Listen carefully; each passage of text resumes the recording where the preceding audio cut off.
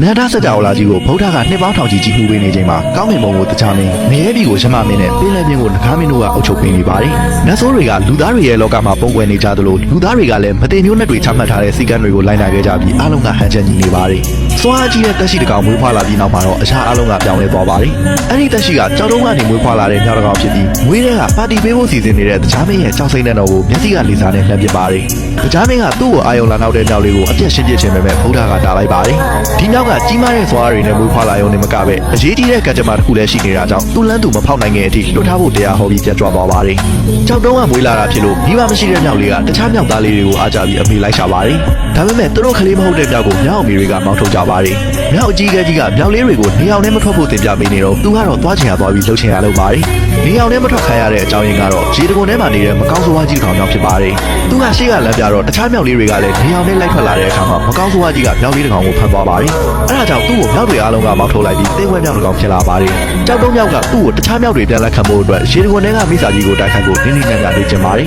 ။ဒီနေ့မှာတော့မြောက်ကလေးတွေစီကိုမိစာကြီးချောက်လာချိန်မှာကြောက်တုံးမြောက်ကသူ့လေးကျင်ထားတဲ့အတိုင်းအုံးသီးတွေနဲ့တိုက်ခိုက်ပါတယ်။ဒါပေမဲ့မိစာကြီးကမပြုံးမဲ့မြောက်လေးတစ်ကောင်ကိုထပ်ဖမ်းသွားပါတယ်။မင်းတို့မြောက်တစ်ကောင်ကစွမ်းထက်တဲ့မိစာကြီးကိုဘယ်လိုလုပ်နိုင်ပါလဲလို့မြောက်အဖိုးကြီးကပြောတော့မြောက်လေးတွေကသူတို့ကြားမှုရဲ့ပုံမြင်တွေကဒါမင်းစီကလက်နက်နဲ့ဆိုနိုင်တယ်လို့ပြောကြပါတယ်။ကြောက်တုံးမြောက်ကလည်းလက်နက်ယူဖို့အတွက်တကားပြည်ကိုသွားပါတယ်။ရှေးအောင်တကားပြည်ကိုသွားရင်မြောက်တစ်ကောင်အနေနဲ့သေမှာပဲလို့မြောက်အဖိုးကြီးကထင်ပေမဲ့တာမန်မြောက်မဟုတ်တဲ့ကြောက်တုံးမြောက်ကတော့အေးဆေးပဲလျှောက်သွားပါတယ်။အဲ့ချိန်မှာတကားမင်းကသူ့တိုင်းပြည်ရဲ့ရှယ်ရနာဖြစ်တဲ့မဟာတိုင်ကြီးရဲ့အစွမ်းနဲ့ကဘာမြေပေါ်ကတရားဝါတွေကိုအနိုင်ယူဖို့အတွက်ပြင်ဆင်နေပါတယ်။မဟာတိုင်ကြီးရဲ့အစွမ်းနဲ့ဆိုကဘာမြေပြင်တစ်ခုလုံးကိုရေထွန်းသွားစီလောက်တဲ့မုန်တိုင်းတွေကိုဖန်တီးနိုင်ပါတယ်။အဲ့ဒီတိုင်ကြီးကကဘာဥစားတွေကရှိနေတာဖြစ်ပြီးသူ့ရဲ့အစွမ်းကိုအသုံးချနိုင်မဲ့ကြီးမြတ်သူကိုစောင့်နေတာဖြစ်ပါတယ်။တကားမင်းကသူ့ကိုယ်သူဒီတိုင်ကြီးကိုအသုံးပြုနိုင်တဲ့စွမ်းအားအကြီးဆုံးအထာအကျဆုံးစွမ်းအားရှင်လို့ကြွကြော်နေတော့မယ်။တိုင်ကြီးဖြစ်ပေါင်း9000လောက်စောင့်မျှော်နေတဲ့စွမ်းအားရှင်ကသူ့စီကိုရှောင်လာပါတယ်။တိုင်ကကြောက်တုံးမြောက်ကိုစကားပြောပြီးနောက်လိုချင်တဲ့အရွယ်အစားနဲ့တုတ်တစ်ချောင်းဖြစ်သူ့ကိုယ်သူအသွေးပြောင်းလိုက်ပါတယ်။မြောက်ကဘရင်ဖြစ်တဲ့တကားမင်းကိုတင်းအောင်လှည့်မပန်းပဲတိုင်ကိုသူ့လက်နဲ့အဖြစ်ယူသွားတဲ့အတွက်တကားမင်းကတော့အကြီးအကျယ်ဒေါသထွက်ရင်ကြံခဲ့ပါတယ်။ချက်ချင်းတကားမင်းနဲ့တိုင်ပေမဲ့တကားမင်းကလည်းမြောက်ရဲ့ကံကြမ္မာကိုဝင်မစော့ဖို့ဗုဒ္ဓက